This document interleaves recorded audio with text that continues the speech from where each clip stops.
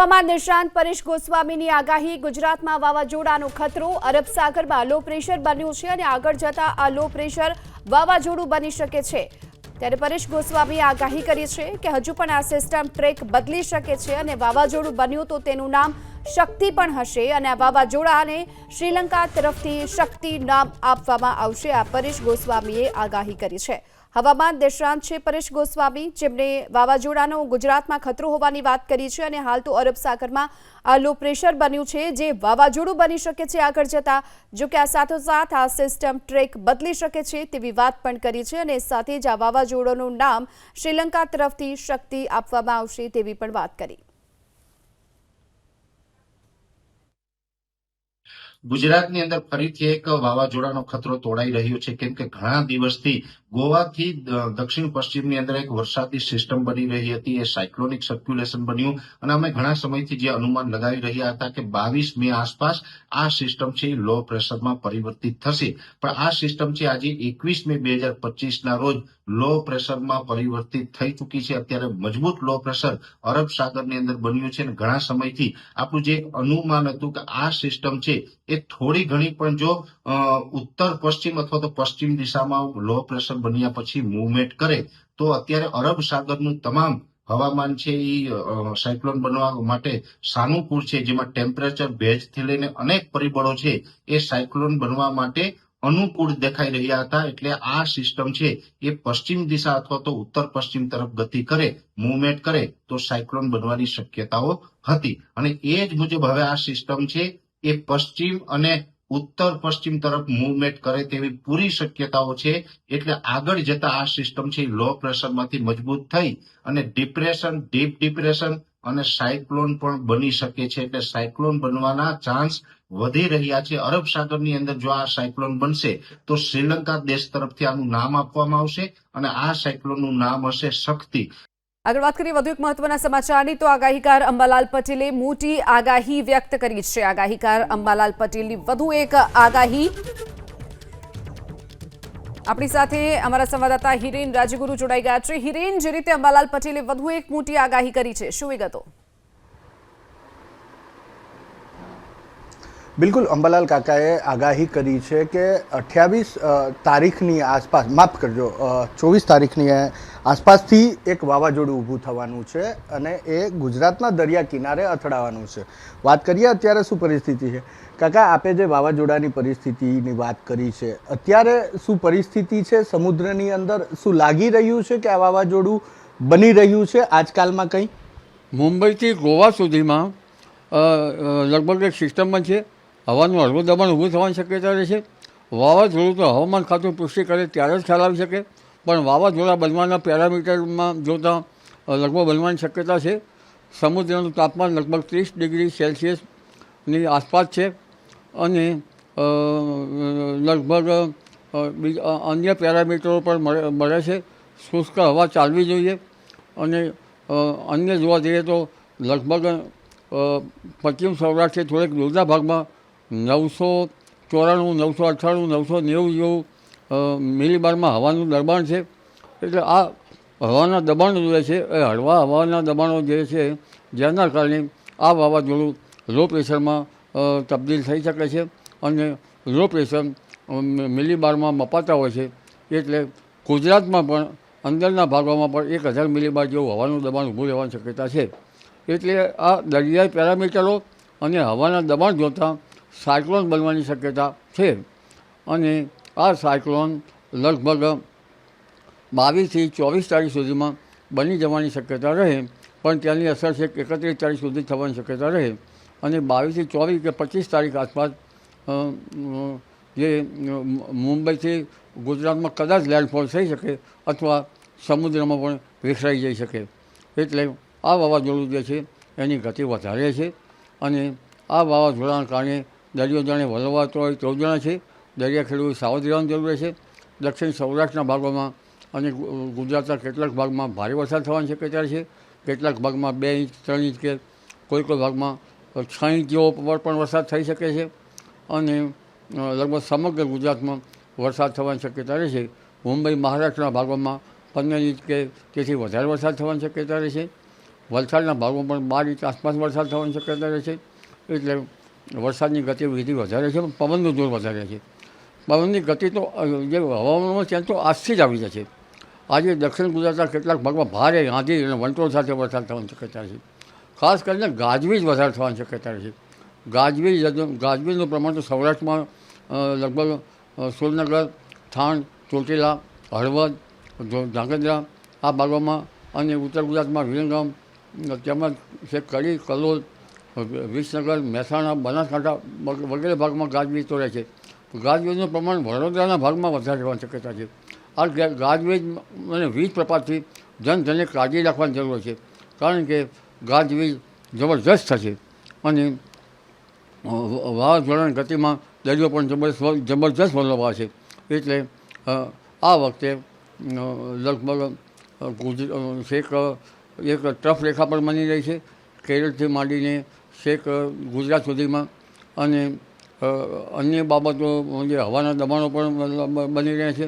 એટલે આ વાવાઝોડું ગુજરાતના ઘણા ભાગોને કમરોળ છે અને લગભગ દરિયા કિનારા ભાગોમાં તો 2 ઇંચ કે ક્યારેક કેટલોક વધારે વરસાદ થવાની શક્યતા રહે છે.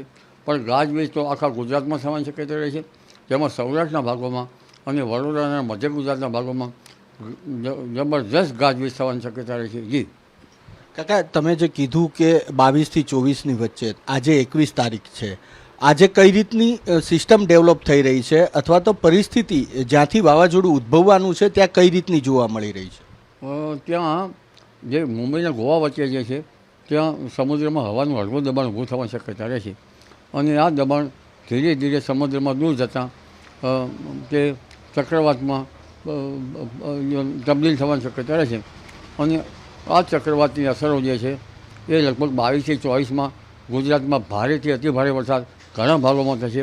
અને આ દશામાં કદાચ આ વાવાઝોડું રિકવર થઈને ફરી ગુજરાત, મુંબઈથી ગુજરાતના ભાગોમાં લેન્ડફોલ થાય અથવા તો દરિયામાં સમાઈ જાય એવી શક્યતા છે, કારણ કે હવાના હળવા દબાણો અને કેટલીક સિસ્ટમો બની રહી છે, એન્ટી સાયક્લોન પણ બનશે.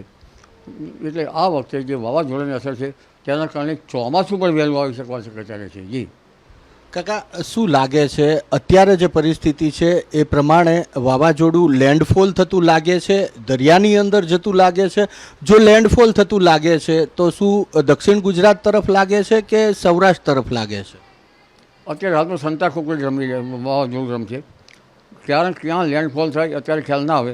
એનો ટ્રેક જે છે એ તો જ્યારે વાવાઝોડું સમુદ્રમાં આવ્યા પછી જ ખ્યાલ આવશે. પણ ક્વચિત એ લેન્ડફોલ ગુજરાતના ભાગોમાં થઈ શકે અથવા સમુદ્રમાં વિખરાઈ પણ શકે. કેટલી તીવ્રતા હશે જો વાવાઝોડું દરિયામાં, તમે કહો છો આવતીકાલથી બનવાની શરૂઆત થશે, ઉદ્ભવવાની શરૂઆત થશે, તો દરિયાની અંદર પવનની ગતિ કેવી હશે? ગુજરાતના દરિયા કાંઠાએ પવનની ગતિ કેટલી રહેવાની શક્યતા? દરિયા કિનારાના ભાગોમાં ગતિ લગભગ 70 થી 75 કિલોમીટર અંદાજે કહી શકાય, પણ દરિયામાં 100 કિલોમીટર કે તેથી વધુ પવનની ગતિ રહેવાની શક્યતા રહે છે. અને તેનો વિસ્તાર પણ મોટો રહે છે અને જાણે દરિયો વલોવાતો હોય તેવું જણાશે. પણ આ વાવાઝોડાની એક સારી અસર એ થશે કે અત્યારે પશ્ચિમના પવનો આવી રહ્યા છે, એટલે ચોમાસું વરસાદ જે છે એ લગભગ વહેલું ચોમાસું બેસી શકે 28મી તારીખ આસપાસ. જી કાકા, જો અગાઉના વાવાઝોડાની પણ તમે આગાહી કરી હતી, એ બિપરજોય વાવાઝોડું હોય કે એની પહેલાં આવેલું તાવતે વાવાઝોડું હોય, આ જે વાવાઝોડું બની રહ્યું છે, ઉદ્ભવી રહ્યું છે, એ અગાઉના 2 વાવાઝોડા કરતાં વધારે મજબૂત છે કે હળવું છે? અગાઉનું તો ભીષણ તોફાન વાળું હતું.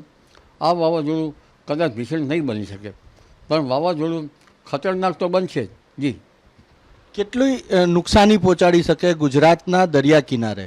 દરિયા કિનારે તબાહી મચાવી શકે.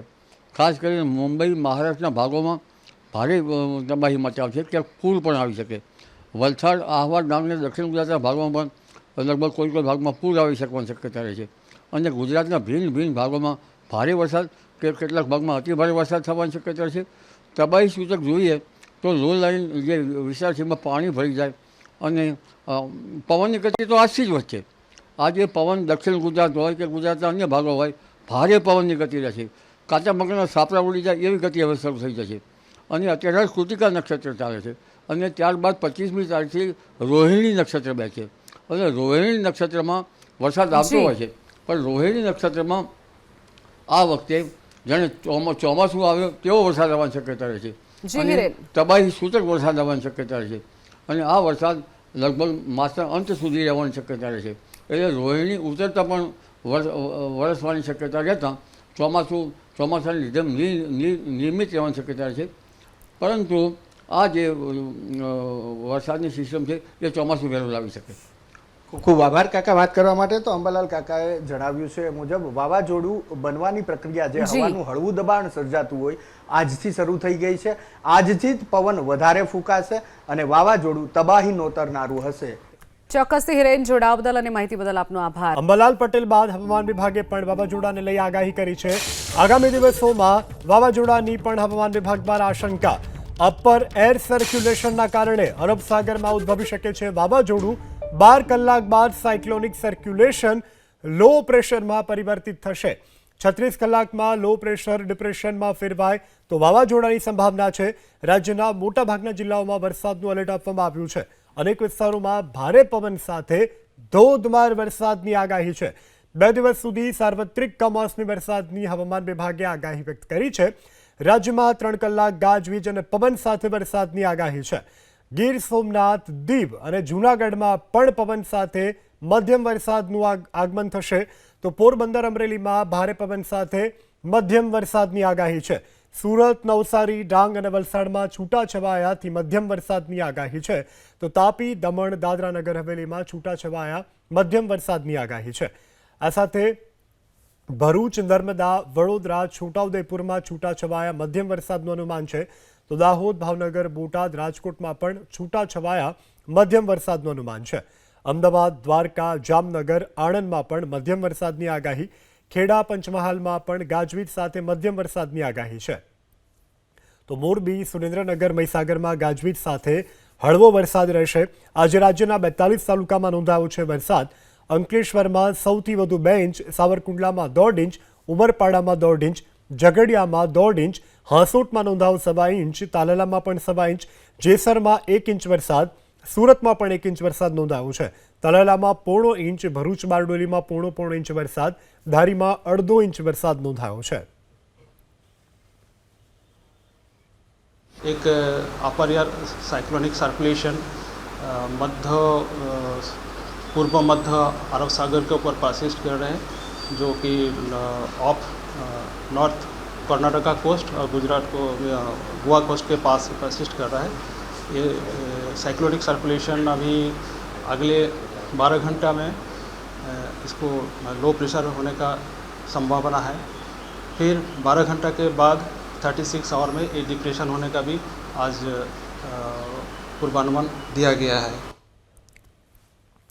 તો આજે રાજ્યના મોટાભાગના જિલ્લાઓમાં વરસાદ વરસ્યો છે. સૌથી વધારે અંકલેશ્વર અને ત્યારબાદ સાવરકુંડલામાં વરસ્યો છે. 1/2 ઇંચથી લઈ અને 1.25 ઇંચ સુધીનો વરસાદ નોંધાયો છે. હાલ આ પ્રકારની સર્ક્યુલેશન જે છે તે પણ સક્રિય થયું છે.